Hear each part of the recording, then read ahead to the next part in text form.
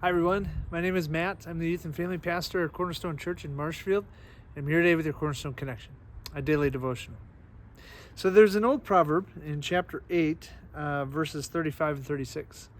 And it says this, For whoever finds me, and me is personified here, and the me talking is wisdom.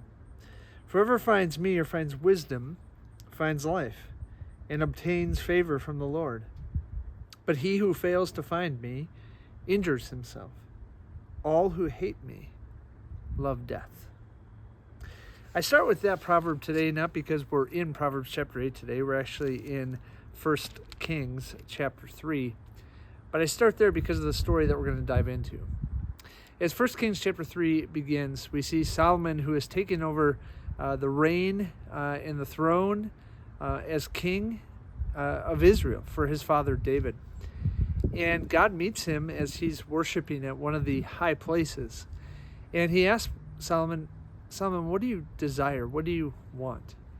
And Solomon's request isn't what God expected, though of course he knew it was coming. Solomon asked for wisdom. He asked for understanding.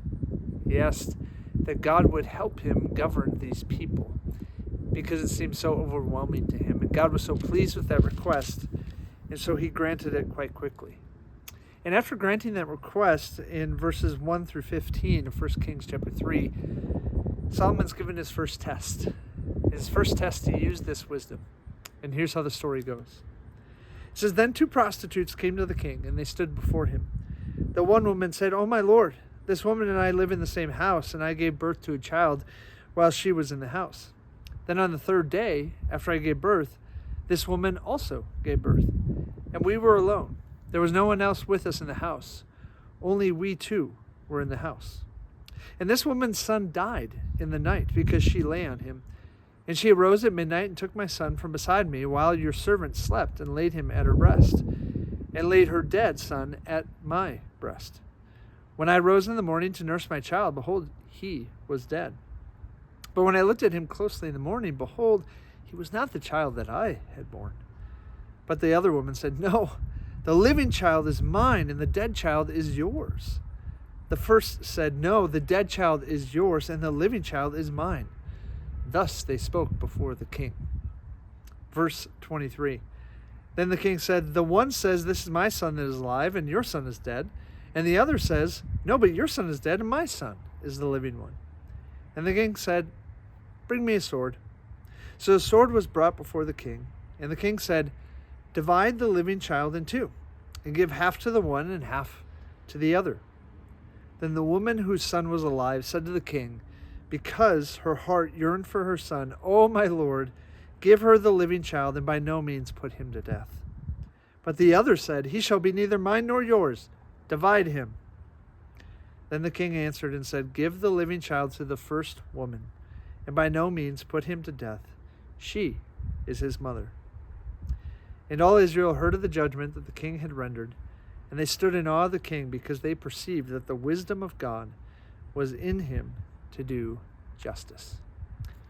What an incredible story, huh? And it fits so nicely with this proverb that I started with today, Proverbs 8, 35 to 36.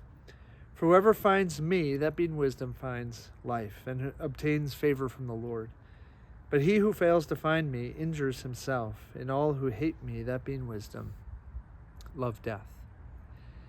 In this story, we see the wisdom of God bringing life to this child who otherwise would have been divided and, of course, killed, but also bringing life to the mother of that child.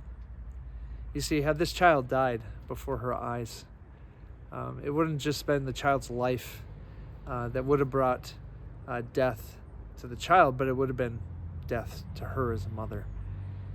And we see that this wisdom that Solomon asked for, we saw that it didn't just bring him life as a king, but it was an opportunity for him to give life to his people. Friends, when's the last time you asked God for wisdom? We're told in the book of James that we don't have wisdom if we don't ask for wisdom. When's the last time you asked for it?